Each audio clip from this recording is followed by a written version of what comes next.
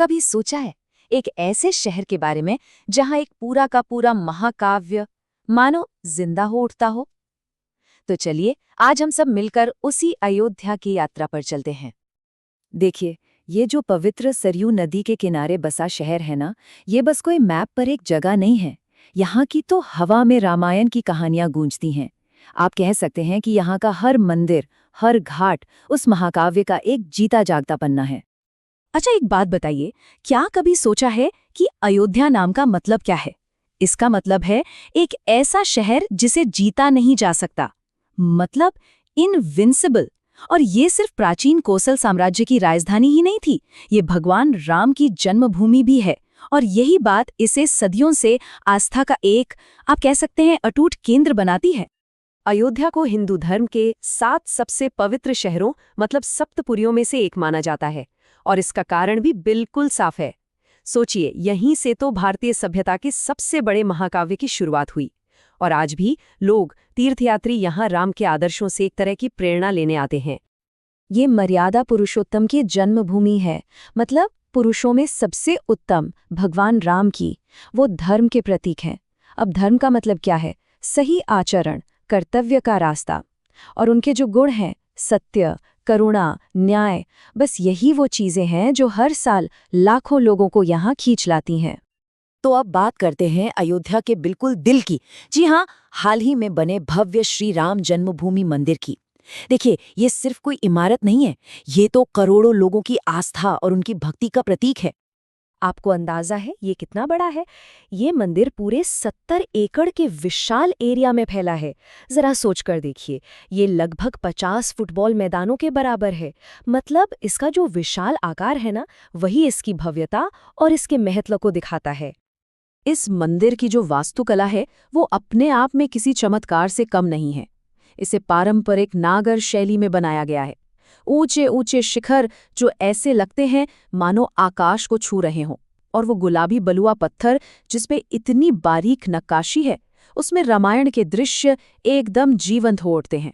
और फिर गर्भगृह में बाल राम यानी रामलला की वो मनमोहक मूर्ति, वो इस पूरे अनुभव को और भी ज्यादा आध्यात्मिक बना देती है। अच्छा, राम मंदिर तो है ही, पर अयोध्या में इसके अलावा भी बहुत से पवित्र स्थल हैं। ऐसी जगह हैं जहां आज भी वो प्राचीन आध्यात्मिक ऊर्जा महसूस की जा सकती है। तो चलिए उनमें से कुछ की सैर करते हैं। तो सबसे पहले चलते हैं हनुमान बढ़ी।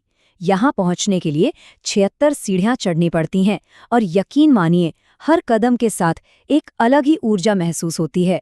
ये एक पहाड़ी पर बना किला मंदिर है, और ऐसी मान्यता है कि आज भी हनुमान जी यहाँ से पूरी अयोध्या की रक्षा करते हैं। हमारा अगला पड़ाव है कनक भवन। इसका मतलब है सोने का घर, और इसके पीछे एक बहुत प्यारी कहानी है। कहते हैं कि ये मंदिर माता कैकेयी ने अपनी बहू सीता जी को मुंह दिखाई में दिया था। यहाँ राम और सीता के सोने के मुकुट वाली मूर्तियां हैं, और उनकी सुंदरता तो बस देखते ही बनती है। और यहीं पास में है नागेश्वर नाथ मंदिर। ये अयोध्या के सबसे पुराने मंदिरों में से एक माना जाता है, और कहते हैं कि इसे खुद भगवान राम के पुत्र कुश ने बनवाया था। ये बात इस शहर की प्राचीनता का एक और सबूत है। और इस छोटी सी यात्रा का हमारा आखिरी पड़ाव है त्रेता के ठाकुर। ये वही पवित्र जगह है जहां भगवान राम ने एक चक्रवर्ती सम्राट के रूप में अश्वमेध यज्ञ किया था। यहाँ काले पत्थर की बहुत ही दुर्लभ मूर्तियां हैं जो उस शाही वैभव की याद दिलाती हैं। तो चलिए, मंदिरों से निकलकर अब हम चलते हैं अयोध्या की जीवन रेखा यानी पवित्र सरयू नदी की ओर। इसके जो घाट है ना, वो इस शहर के आध्यात्मिक जीवन का केंद्र हैं। यहाँ हर दिन आस्था का एक नया अध्याय लिखा जाता है। सच कहें तो सरयू ही अयोध्या की आत्मा है। जरा उस दृश्य की कल्पना कीजिए। राम की पैड़ी घाट पर शाम की आरती हो रही है, और हजारों दिए नदी पर तैर रहे हैं। ऐसा लगता है मानो रोशनी का एक पूरा समुद्र बन गया हो।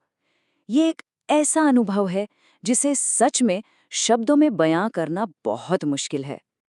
पर रुकिए, अयोध्या सिर्फ मंदिरों का शहर ही नहीं है, यहाँ की संस्कृति भी उतनी ही जिंदा दिल है। तो चलिए अब यहाँ के त्योहारों की रोशनी और स्थानीय स्वादों की दुनिया में थोड़ा खो जाते हैं। दीपोत्सव के समय जब लाखों दियों से पूरी अयोध्या जगमगा उठती है, उसे देखना ऐसा लगता है मानो हम राम की वापसी के उत्सव को फिर से जी रहे हों। शाम की आरती के मंत्र एक ऐसा माहौल बना देते हैं जिसे भुलाया नहीं जा सकता। और हाँ, एक बात और, यहाँ के बाजारों में घूमना और वो मशहूर पेड़े चखना, ये तो बिल्कुल मत भूलिएगा। लेकिन आज की अयोध्या सिर्फ अपने अतीत में ही नहीं जी रही है। ये शहर एक बहुत ही बड़े बदलाव के दौर से गुजर रहा है। यहाँ आपको परंपरा और आधुनिकता का एक गजब का संगम देखने को मिलता है। और ये सब इसलिए हो रहा है ताकि दुनिया भर से आने वाले लोगों का स्वागत किया जा सके। और यही अयोध्या की सबसे खास बात है। ये अपनी आध्यात्मिक आत्मा को बचाए रखते हुए एक आधुनिक तीर्थ स्थल बन रही है। मतलब एक तरफ तो शहर के पवित्र चरित्र को सहेज कर रखा जा रहा है और दूसरी तरफ इंटरनेशनल एयरपोर्ट और चौड़ी सड़कों जैसी वर्ल्ड क्लास सुविधाएं भी बनाई जा रही हैं। एक बेहतरीन संतुलन है। तो कुल मिलाकर हम कह सकते हैं कि अयोध्या वो जगह है जहां आस्था को सिर्फ माना नहीं जाता, उसे छुआ और महसूस किया जा सकता है। ये आध्यात्मिकता, संस्कृति और इतिहास का एक बहुत ही अनोखा संगम है। ये वो धरती है जहां धर्म के वो शाश्वत मूल्य आज भी जिंदा हैं। तो ये सब बातें हमें एक बहुत ही दिलचस्प सवाल पर लाकर छोड़ देती हैं। आखिर वो कौन सी जगह है जहां पौराणिक कथाएं इतिहास से मिलती हैं? हो सकता है इस सवाल का जवाब अयोध्या की यात्रा में ही कहीं छिपा हो।